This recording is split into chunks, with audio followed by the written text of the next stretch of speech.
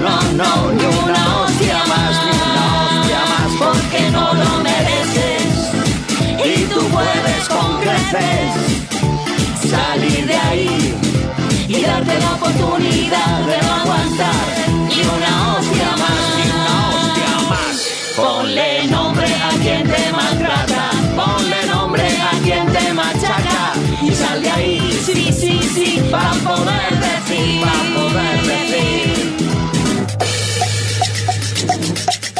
Sintonia de Radio Clara, lliure directe, espai que dediquem a les entrevistes, a la vostra participació. Es martes, los martes empezamos con Mujeres Libertarias.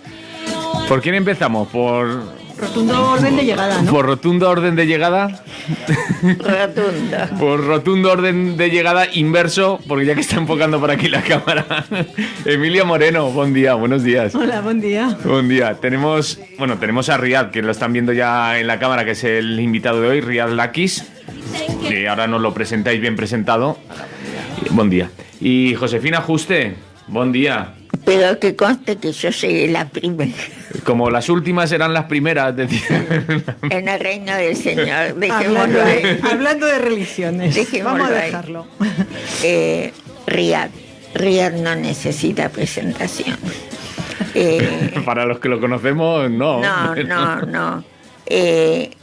No sé, nunca supe bien qué es, pero sabe mucho. Es médico, ¿no? Soy médico. Es médico. Sí, pero eso no le sirve para... ¿No? Es un circunstancial. Es un circunstancial. Es un humanista. Sí. Creo que es una definición de todo lo que yo voy descubriendo de Riad. Bueno, volviendo a lo terrenal, queríamos hablar de Argelia. Hoy queríamos hablar de Argelia.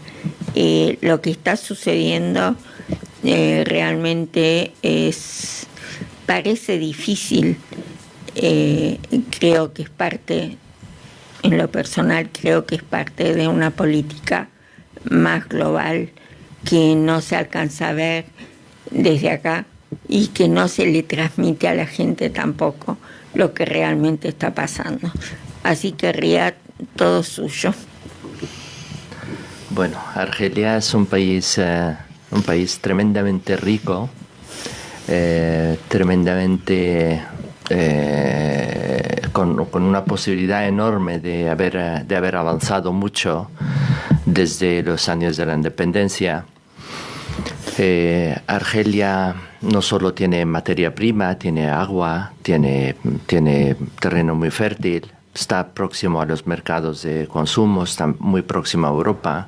El petróleo y el gas argelino tiene mejor venta, mejor salida, porque el gas español viene de Argelia. Viene de Argelia. Somos absolutamente dependientes de ellos. Pero aparte es un mercado, es decir, es un país productor muy cercano a los mercados de consumo, con lo cual le da mayor ventaja que los demás productores. Argelia, yo siempre he pensado y siempre lo repito y lo digo, que cuando se produce una independencia de ras del suelo para arriba. Por debajo del suelo no hay independencia. Con lo cual, las fortunas, la riqueza de los países sigue pendiente no del país colonizador directamente, aunque sí, en gran medida sí, pero de las grandes compañías, de las grandes empresas y de los grandes intereses internacionales. Las grandes compañías fueron implantadas, dejadas ahí por el colonizador. Sí, absolutamente. Ya repito, y no sé si me explico bien diciendo que la independencia de un país es del suelo para arriba, del suelo para abajo no hay independencia. Sigue bajo la batuta, bajo el control de las grandes compañías y de la antigua metrópoli, con lo cual en este caso de Francia. Argelia es un país que se independiza en el 62 después de unas conversaciones de paz en Evian, en Francia. Y esos acuerdos nunca es decir, han sacado a la luz pública parte de esos acuerdos, pero hay cláusulas secretas entre la antigua colonia Argelia y la antigua metrópoli París. Pues hay cláusulas secretas que hablan del gas, que hablan del petróleo, que hablan de la orientación del país después de la salida de Francia. Y esas cláusulas siguen siendo secretas hoy en día, 60 años prácticamente después. Es decir, que antes decíamos que España es dependiente absolutamente del gas, o en su día lo fue muchísimo. El 50% de su consumo. Yo todavía recuerdo, y los viejos del lugar que vivíamos aquí, o sea, que creo que me cuento yo sola, no podemos olvidar a Alfonso Guerra firmando esos acuerdos con Argelia para traer aquí el gas y modernizar el país, y toda esa imagen que se da en ese momento. Tú estás diciendo que ese gas que recibimos, que hace que nuestras cocinas se pongan en marcha y tengamos calefacción y todo ese tipo de cosas, y que desde ese día se instaló en la imagen de casi todas las personas de este país, que el dinero se lo estábamos pagando a Argelia, en el fondo no se lo estamos pagando a Argelia, o no todo el dinero va a Argelia como tal, ¿no? O al pueblo de Argelia, llamémoslo. El titular de ese gas es Argelia. El propietario de ese gas es Argelia, pero los grandes intereses de las grandes compañías tienen caminos distintos. Pero aparte de todo eso, el poder político instalado en Argelia sigue siendo el mismo que 60 años después que ha caído cayó el muro de Berlín, que se desmanteló la Unión Soviética. Cambió todo en esos últimos 60 años en el mundo, absolutamente todo, menos Argelia sigue la misma gente gobernando 60 años después. Habiendo habido una guerra civil, el decenio negro de los años 90, el terrorismo islamista que destrozó Argelia, habiendo habido todo eso, siguen manteniéndose en el poder. La antigua potencia así lo quiere. Francia. Nombrémoslo. Lo que ha cambiado en esos últimos años, en esos últimos 7, 8 o 10 años quizás, que la élite berber en Argelia, hasta hace 10 años, querían la independencia de Argelia, se querían segregar de Argelia, querían dividir el país entre Cabilia y el resto del país. En esos últimos años ha habido un cambio de pensamiento en esa élite. Esa élite ha pensado en que ella forma parte de Argelia y ella quiere mantener el país unido, por lo tanto se ha incorporado a la lucha por la mejora de la vida de la gente, por la mejora política, con lo cual lo que se está produciendo ahora es ese poder de esa élite que se ha integrado de nuevo en la vida social del país, que está animando a las masas a salir para cambiar el régimen. Es decir, todos son factores y no hay que olvidar que ninguna generación que entra en una guerra civil y mientras viva esa generación se vuelve a producir en un país otra guerra civil. Eso históricamente no es viable, nunca se ha producido, nunca ha ocurrido. Y como en Argelia acaban de salir de una guerra civil, no hay riesgo de otra guerra civil. Descartado a priori una guerra civil en Argelia. Bueno, pero va a haber una gran transformación del país, eso sí, seguro. Porque centremos un poco el tema, porque la verdad es que las noticias que llegan así habituales de Argelia ahora mismo son muy esporádicas y muy, muy a salto de mata. Y aparte, obviamente, que la mayoría de las veces muy, muy manipuladas. Entonces, yo creo que la mayoría de las personas no tenemos una idea clara de lo que está ocurriendo. Sabemos que hay mucha movilización, a quienes tengamos interés, porque la mayoría de la gente yo creo que ni eso. Sabemos que el que ha sido presidente durante no sé cuántos, un cuarto de siglo, 20, quiero recordar. 20 años. que además ha tenido un infarto cerebral, es decir, estaba en una situación de salud muy, muy, muy precaria, cuando ha visto peligrar toda su estructura, ha vuelto corriendo de Londres para volver a presentarse, ¿no? A Ginebra. Para volver a... ¿No ves cómo tenemos muy mala información? Para volver a presentarse a las elecciones. Y que, en contra de lo que esperaban, la reacción del pueblo argelino ha sido bastante contundente. Y que están en las calles. No llega, no nos cuentan casi nada, pero está en las calles. Él no aspiraba a un nuevo mandato, él ya estaba muy cascado y él no aspiraba. Para que le pueda suceder a Bouteflika en el poder, hay varias facciones que están dentro del mismo poder. Está la oposición, pero dentro del mismo poder hay varias facciones que están en lucha entre ellas por a ver quién pueda suceder. Y que si eligen a uno de una de las facciones, eso significa que esa facción ha vencido y los demás serán marginados y ajusticiados. Con lo cual la lucha es intestina, vamos. Han querido prorrogar la vida política de Bouteflika de una forma artificial para que puedan llegar a acuerdos entre ellos, cosa que el pueblo no les ha dejado hacer. Es decir, esa prórroga que todo el mundo pedía era para que los demás arreglen sus problemas antes de la salida de Bouteflika. No ha podido ser porque el pueblo no ha dejado llevar eso a cabo. El pueblo, y tú estabas hablando de esa élite bereber que también está... Está muy integrada. Ajá. Está muy integrada en la lucha, sí. Sí, pero, perdón, yo creo que una cosa es la lucha de poder en la superestructura y otra cosa es lo que está sucediendo en este momento, que la gran diferencia es la incorporación de la población que está luchando porque en medio de todo este movimiento se está dando esa, no sé si llamarla revolución, movilización, que por los derechos de la población que han sido siempre postergados. El pueblo sale a la calle, pero si no hay una estructura detrás de ese movimiento, eso se agota en poco tiempo y no lleva a ningún sitio. La élite tenía que estar del lado, tanto la élite árabe como la élite berber, tenía que estar detrás de ese movimiento.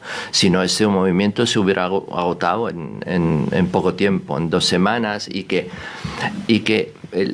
lo tenían claro. Y eso sin la presencia de la élite no sería tan claro. Cada uno canta su canción y se van a casa y nadie consigue nada. Y en Argelia sí que hay las cosas están muy claras para la población. ¿Qué es lo que quieren? Un cambio total de régimen.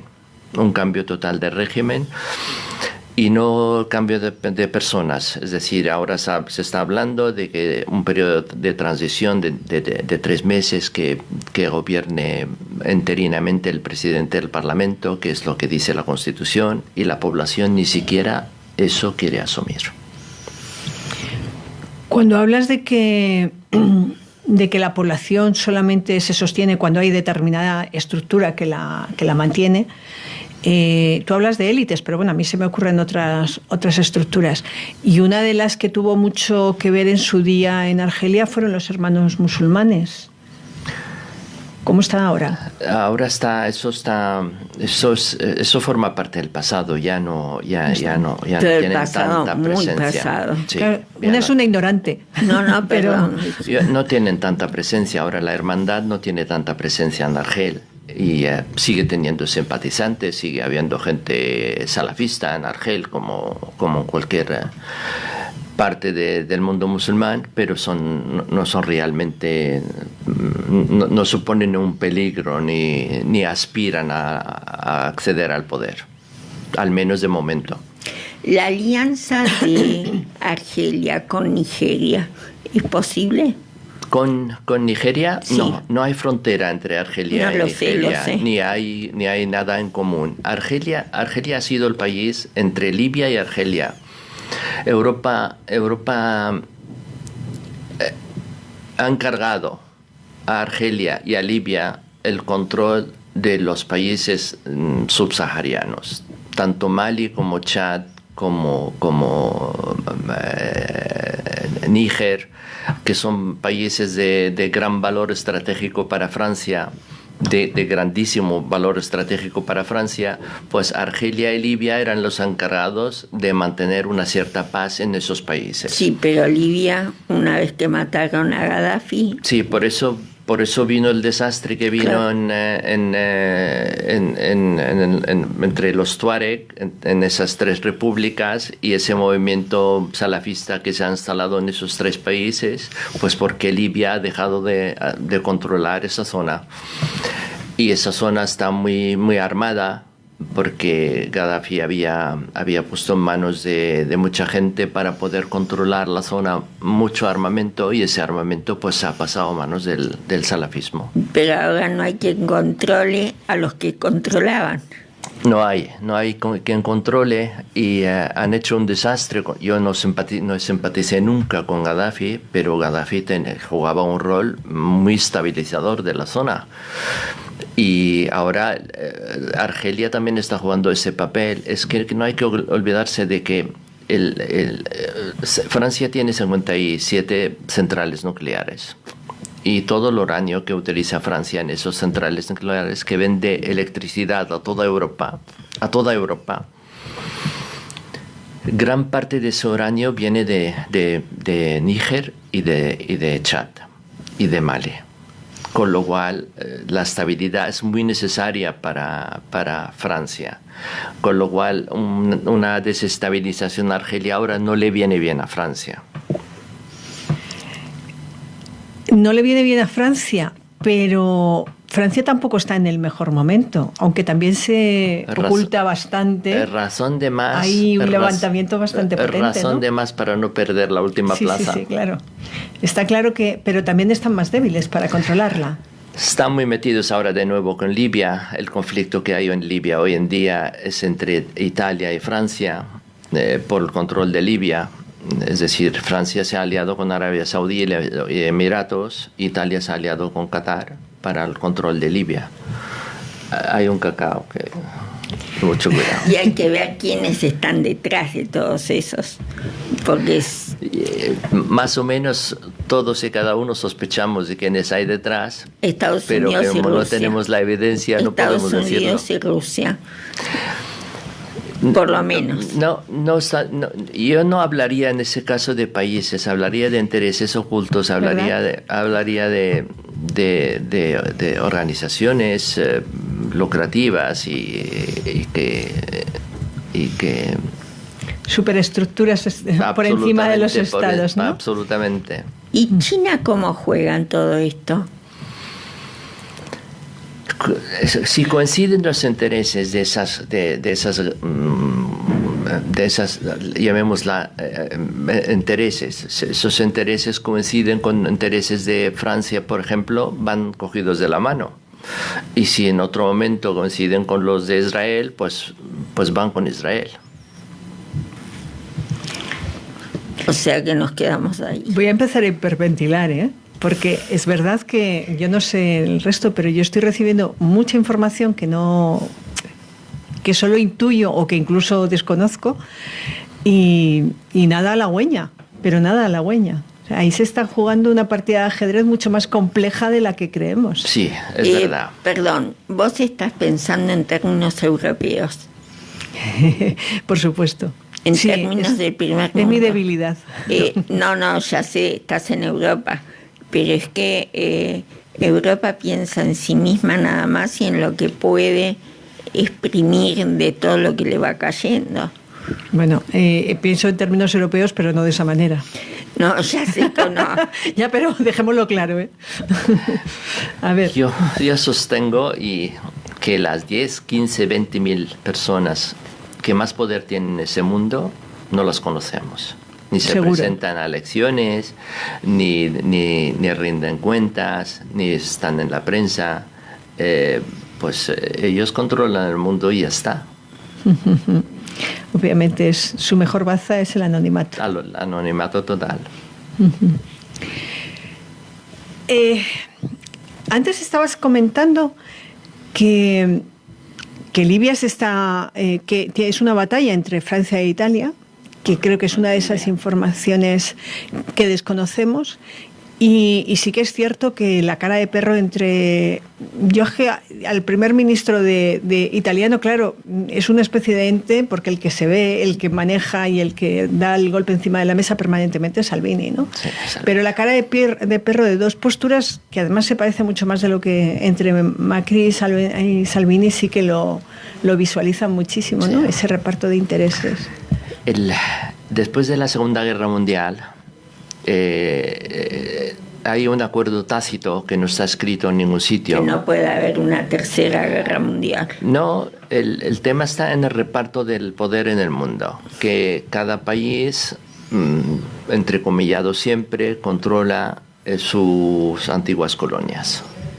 Libia era una colonia italiana, con lo cual tiene más derechos en Libia que los demás. Francia es la antigua potencia colonizadora de Marruecos y Argelia, pues tiene... En cambio, Francia, por necesidades ahora, porque está jugando cada vez un rol menos relevante en el mundo, pues quiere controlar un poco Libia por intereses económicos, por intereses geoestratégicos. Es que no están en ningún sitio hoy en día los franceses. Es que no están en ningún día en el mapa, en la geoestrategia mundial, no están en ningún sitio. Y yo creo que Macron un poco llegó con la idea de colocarla en el mundo otra vez, ¿no? Es muy mediocre. Sí. Es muy mediocre. Pero él quería, es decir, el mensaje que trasladaba. Cosa distinta es la capacidad que pueda tener. Sí, pero hoy en día, es decir, una cosa es ser gestor público y otra ser líder internacional. Puedo entender que puede ser un gestor público, tampoco me atrevo a decir un buen gestor público. Visto lo que tiene en la calle, ¿no? Pero un alcalde, con todos mis respetos hacia los alcaldes, todos son gestores públicos y muchos de ellos lo hacen estupendamente. Pero no hay, es decir, para jugar un liderazgo tienes que tener el mundo en tu cabeza y no creo que lleguen a tanto. Ninguno, ¿no? No. Ni siquiera Trump, el gran estratega. Casado nos va a solucionar la vida. Creo que sí, que por ahí deben de ir los tiros. Perdón, es que usted nombró justamente a una persona que ni siquiera es un gestor. Casado, no es un gestor. No fue no es, hablar de estadista ya es que... Tendrá el título de gestor de la Universidad de no sé dónde. Juan Carlos I. Sí. No, él la tiene en la privada de la Sierra de Madrid. Perdón. Máster tendrá todos los que quiera. Si volvemos a los 80, en ese momento Mitterrand tenía muy claro qué era lo que estaba pasando. Mitterrand no era precisamente un demócrata, pero tenía la rara virtud de mirar y decía que nadie se ocupaba de lo que estaba pasando. Yo me acuerdo de eso. Nadie se ocupaba de lo que estaba pasando por debajo de Argelia. Y decía, ¿qué va a pasar cuando esos países se rebelen? Y se contestaba así, estamos en los 80. Eso. Decía, cuando se subleven, nos van a caer a nosotros. Claro, si Francia está enfrente. Mitterrand, Sí, el demócrata de Mitterrand. Las dos grandes penas de la política internacional que podían haber hecho mucho y no hicieron absolutamente nada fueron Mitterrand y Obama. Sí. 8 años perdidos de Obama, 14, 12, 13 años perdidos de Mitterrand, porque no hizo absolutamente nada. Mitterrand acabó sus días mandando su hijo, que era secretario de Estado de Exteriores, mandando a su hijo a cobrar las comisiones a los distintos países de Francia, de África, comisiones de venta de armas, de venta de armas oficiales, pero que cobraban una comisión. Entonces, cuando hay una frase muy famosa en la prensa francesa que cuando le querían pagar la comisión, él les decía, papá m'a dit, mi padre me ha dicho que era más. O sea, una frase que se repite constante, que la comisión era más que eso que le estaban dando. Con lo cual, viene la derecha y hace la política de derechas, viene algunos de la izquierda y no hacen absolutamente nada. Sí, pero eso, perdón, es siempre la superestructura. Por debajo, el país sigue funcionando y los intereses siguen funcionando. Sí, por fortuna los países no tienen, la suerte de los pueblos no depende del gobernante. No, por suerte. Y pues Francia Francia de los siglos XVIII y XIX, o finales del XVIII, todo el XIX, parte del XX, ha sido como Nueva York ahora. El que tenía algo, un pintor, un músico, un intelectual, un filósofo, si tenía que dar algo a la humanidad, iba a París, iba a Francia, con lo cual quiero decir que Francia era el centro del mundo. Y Francia es una sociedad desarrollada, y es una sociedad muy desarrollada, con gente muy capacitada, muy intelectual, y ha habido siempre en Francia movimientos que han sido precursores de otros cambios en el mundo, el Mayo del 68 y otras movidas, los chalecos amarillos, que aunque no han llevado a ningún sitio, pero están ahí, están ahí. No sé. Y además eso traduce han tenido mucha simpatía al principio, ahora cada vez menos en la población, pero porque la población quiere resultados, y si no llegan los resultados la gente se cansa. Pero Francia vive al margen de sus gobernantes, por fortuna. Volviendo a Argelia, antes comentabas que la gente está en la calle. Es que a mí es un tema que sí que me preocupa. Que la gente está en la calle, pues porque, por ejemplo, ahora la élite bereber está detrás y sustenta determinadas movilizaciones, ¿no? Entre árabes y bereber. Vuelvo a preguntar, en su día fueron los hermanos musulmanes, que no que yo vaya a defenderlos tampoco precisamente, pero por debajo no hay estructuras, no hay organizaciones, no hay mínimamente sólidas que puedan llevar algún impulso toda esta movilización que no sea solamente de estructuras de poder. Están partidos políticos de la oposición, que es gente que estaba en el Frente Nacional, en el FLN, y han ido saliendo por dificultades que tenían en el frente, en el partido gobernante. La inmensa mayoría son antiguos del Frente de Liberación Nacional. Bueno, Bouteflika era al principio de los tiempos, fue también... Sí, los tres presidentes que han gobernado Argelia, los tres, Boumediene, Ben Bella antes que él y Bouteflika, son del Frente de Liberación Nacional, que es el frente que consiguió la independencia de Argelia, que es gente que ha luchado para la independencia y lo consiguió. Pero que también firmó esos acuerdos. Firmaron esos acuerdos porque no era posible acceder a la independencia sin esos acuerdos. Es que la guerra de Argelia fue muy cruel. Es decir, el francés ha hecho, el ejército francés y los paramilitares al margen del ejército francés, porque ha habido un movimiento paramilitar paralelo al ejército francés que hicieron muchas masacres en Argelia. Muchas masacres en Argelia. Yo creo que el Daesh ha quedado un poco corto en comparación con lo que hizo Francia en Argelia.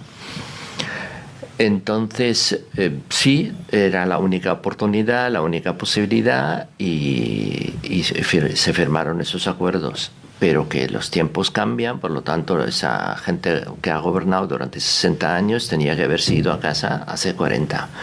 Cayó el muro de Berlín, cambió el mundo, la perestroika ha cambiado el mapa mundial, menos el mundo árabe, que nada cambió, absolutamente nada cambió. Bueno, ahí están, desmontándolo todo, ¿no? Cuando menos. No sé si construyendo algo, pero desde luego desmontándose sí se está desmontando mucho.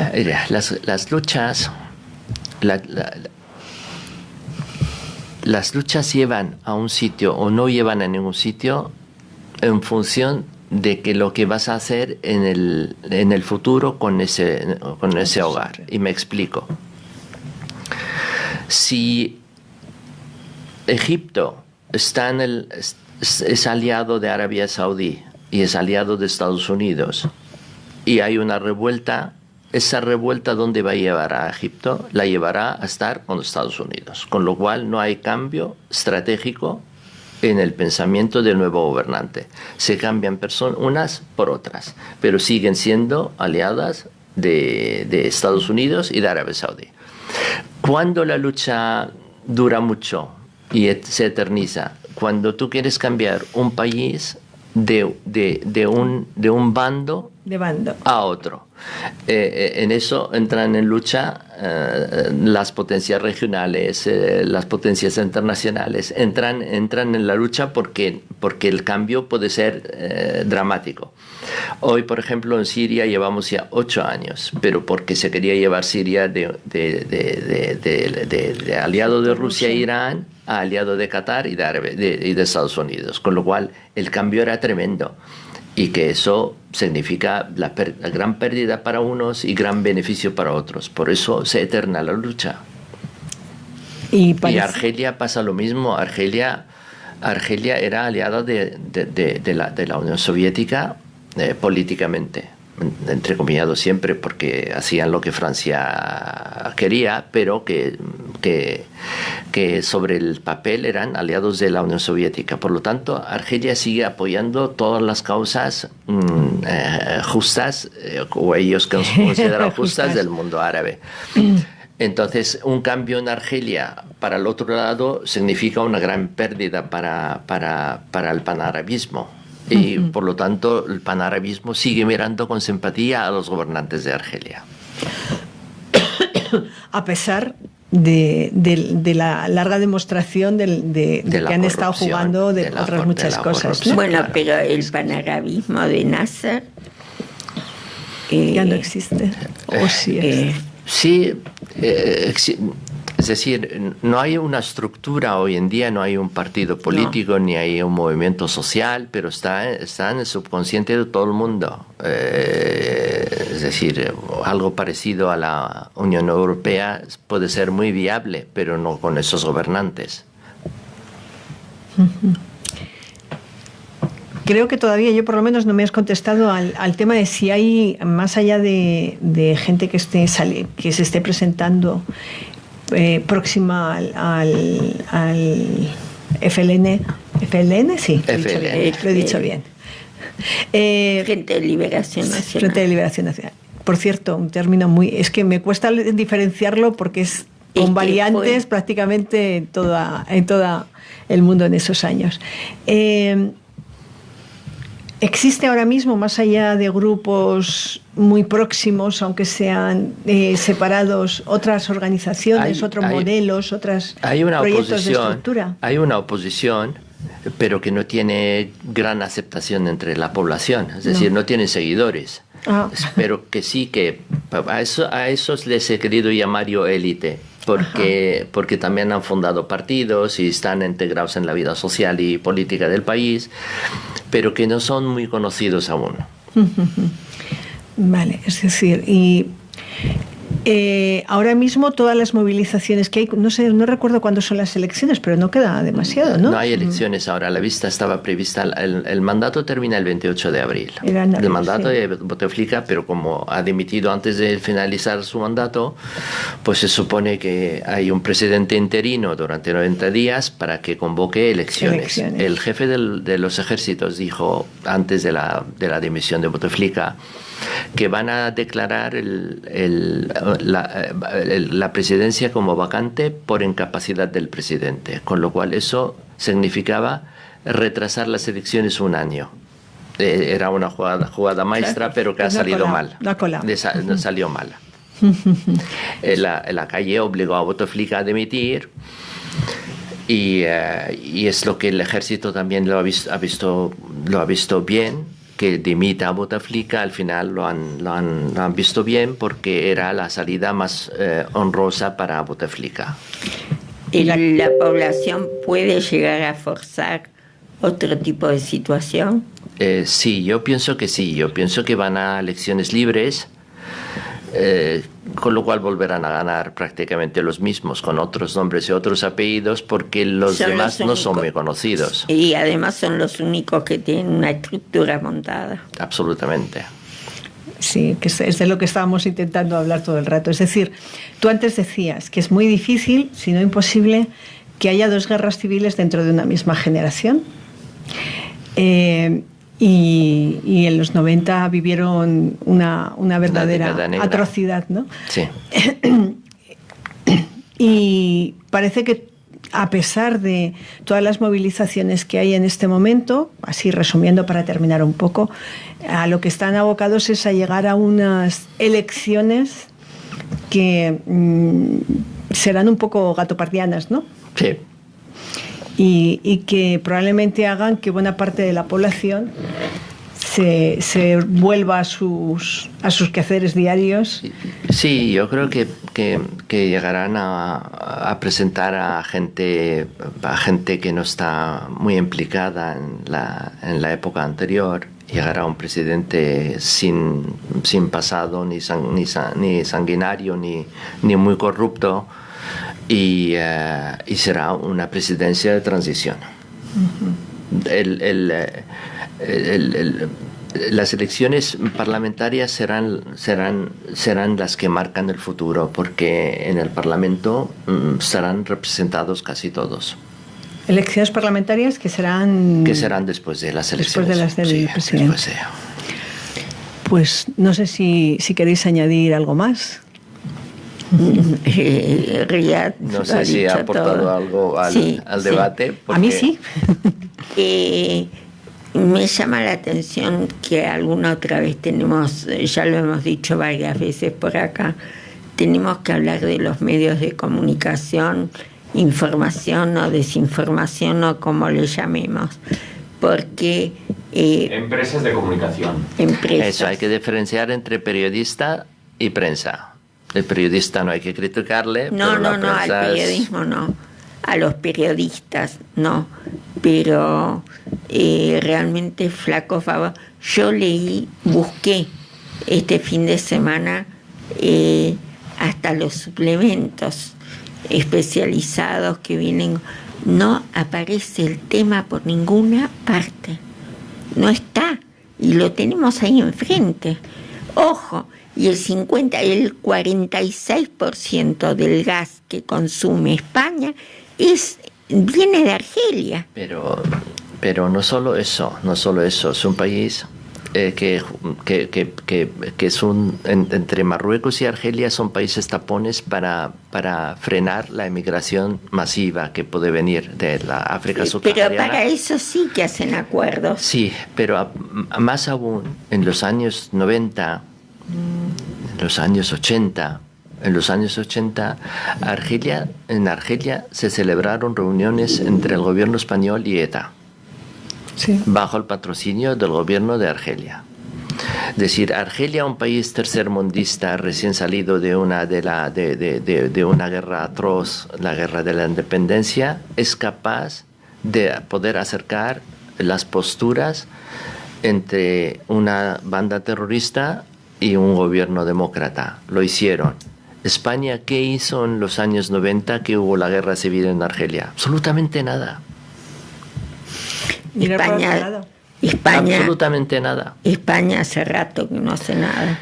Ya, pero ese mundo, yo creo que el deseo de la población es que se hagan otras cosas. Sí, pero es que políticamente España no es nada desde hace años. Te van a poner en el índex. Aquí no. No, por supuesto que no. Aliada de golpistas. No, Riyad. éramos amigos. No, si te catalogan a ti así, también a mí me van a catalogar así. No, pero sí que hay una... Tú has nombrado el término hoy otra vez, ¿no?